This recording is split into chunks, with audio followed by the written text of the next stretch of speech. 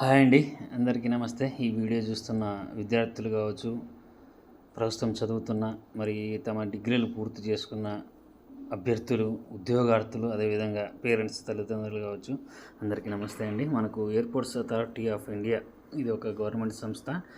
Government ఉద్యోగం అనుకోండి. దీంట్లో భారీ ఖాళీలతో 309 ఖాళీలతో జూనియర్ ఎగ్జిక్యూటివ్ అంటే ఆఫీసర్ క్యాడర్, ఇది జూనియర్ ఎగ్జిక్యూటివ్ గమనించండి. గ్రూప్ బి క్యాడర్లో మనకు 309 ఖాళీలు అయితే నోటిఫికేషన్ అయితే ఇవ్వడం జరిగింది.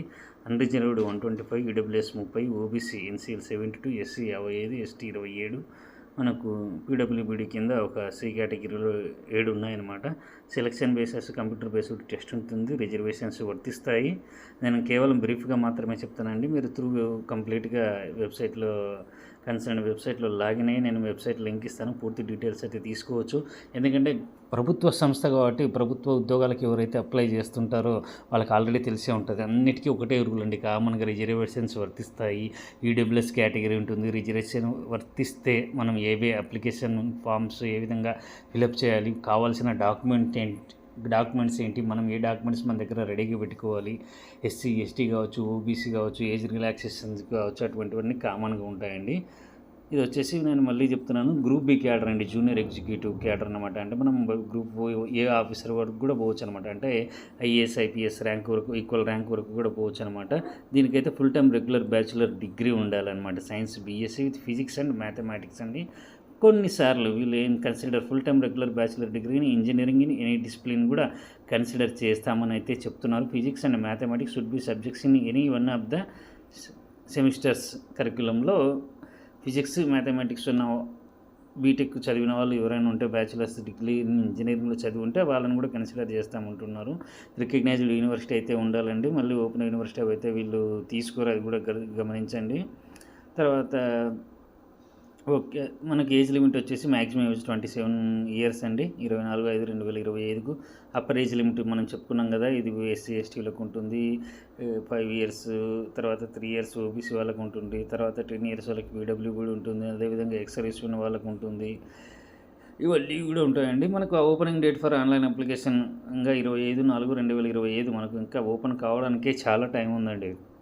దాదాపు 20 రోజులు ఉంది మనకి ఇంకా వెబ్సైట్ ఓపెన్ కావడానికి.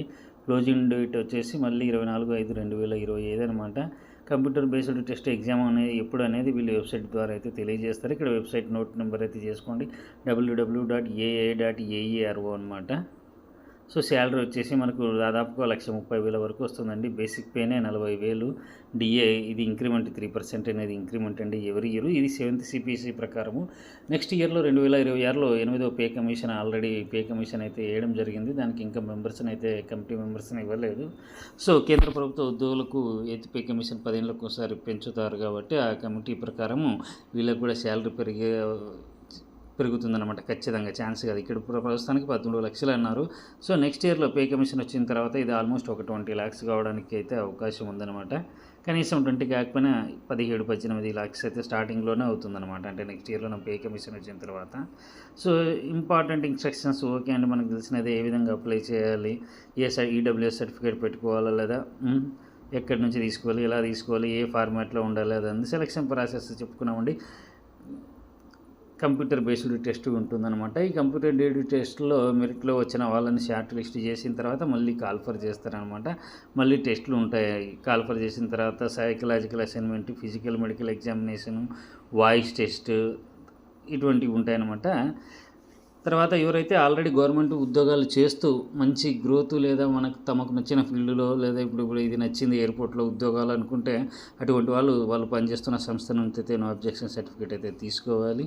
ఇంకా మనకు కావాల్సిన డాక్యుమెంట్స్ మీ అందరికీ తెలుసు. ఎవరైతే గవర్నమెంట్ ఉద్యోగాలకు అప్లై చేస్తుంటారో ఏ ఫార్మాట్లో పెట్టుకోవాలి, ఏ విధంగా అప్లై చేసుకోవాలి అనేది కూడా ఇచ్చారనమాట. అంటే ఇంకా సేమ్ వెబ్సైట్లోకి ఓపెన్ చేసుకున్న తర్వాత step by step process, date of birth, పేరు, Aadhaar card, OTP, mail ID, తర్వాత మనము photo, signature, JPG format, PDF format అవన్నీ కరెక్ట్గా చూసుకోండి. కేబీలు, ఎంబీలు అన్నీ సైజులు కరెక్ట్గా చూసుకోండి అనమాట. అవన్నీ చూసుకోండి.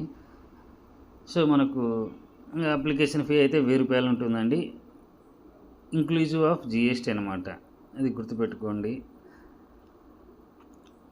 సో ఇంకా పూర్తి సమాచారం కోసం అయితే ఇంకా ఇంతకు మించి సమాచారం ఏం లేదండి. ఆల్రెడీ ఎవరైతే కొత్తగా ఉద్యోగాలు చేస్తుంటే ఏదైనా డౌట్ ఉంటే నాకు కామెంట్ సెక్షన్లో అడగండి. నేను మీకు కంప్లీట్గా పూర్తి డీటెయిల్స్ చేస్తాను. ఎందుకంటే ఇప్పుడు ఎవరైతే డిగ్రీ అంటే ఎనీ స్ట్రీమ్ చదివి పూర్తి చేసి అయిపోయి ఉంటారో వాళ్ళకైతే ప్రతి వీడియోలో మనమైతే చెప్పాల్సిన అవసరం లేదు, ల్యాగ్ అవుతుందన్నమాట. ఎందుకంటే అన్నిటికీ కామన్గా ఒకటే ప్రాసెస్ ఉంటుందండి. అప్లై చేసే విధానము ఏమి తేడా ఉండదు, గమనించండి. సో మీకు కనుక వీడియో నచ్చితే లైక్ చేయండి, షేర్ చేయండి, కామెంట్ చేయండి. ఒకవేళ మీ ఇంట్లో చదువుకునే వాళ్ళు ఎవరు లేకపోయినా కూడా మీ బంధువులు కానీ, స్నేహితులు కానీ, మీకు సంబంధించిన పిల్లలు కానీ ఎవరైనా ఉంటే కూడా వాళ్ళకి షేర్ చేయండి, ఉపయోగపడవచ్చు. ఓకే అండి, థ్యాంక్ యూ.